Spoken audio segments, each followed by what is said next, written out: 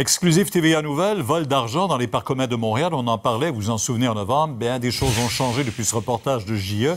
Et vous avez appris que les employés de Stationnement Montréal sont maintenant surveillés par GPS. Oui, mon collègue Félix Séguin du bureau d'enquête et moi avons obtenu aujourd'hui, Pierre, ces informations, ce qui nous fait dire que Stationnement Montréal prend les grands moyens pour surveiller davantage ses employés. On les surveille presque pas à pas pour prévenir évidemment ce type de vol. Vous savez, jusqu'à 250 000 $ en argent dans les parcomètres qui auraient été volés.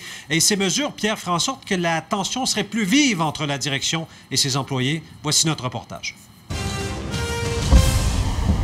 Des employés de Stationnement de Montréal escortés par des agents de la firme Garda afin de prévenir toute activité illégale. Un reportage de Félix Séguin pour l'émission JE dévoilait l'an dernier d'étonnantes révélations concernant des cols bleus de la ville qui auraient volé des centaines de milliers de dollars provenant des parcomètres. Jean-Michel Songe demandait à François.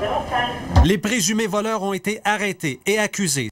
C'est une boîte qu'on appelle un système de repérage GPS. 6 mois après cette enquête de JE, on apprend que les employés de Stationnement de Montréal sont surveillés plus que jamais. Des sources sûres ont confirmé, tant à TVA Nouvelles qu'à notre bureau d'enquête, que des traceurs GPS, discrets et compacts, ont été installés dans des véhicules de collecte et de services d'entretien et possiblement même dans des cellulaires d'employés pour prévenir notamment d'autres vols. Ça permet de repérer le véhicule en tout temps, 24 heures sur 24. On ignore à qui Stationnement de Montréal a confié l'installation de ces GPS, mais Jean Brunel d'AVL Track connaît bien les appareils. Sa compagnie a même créé un logiciel qu'elle utilise dans ses propres véhicules. Ce qu'on voit clignoter en orangé, là, c'est l'endroit précis où se trouvent les véhicules.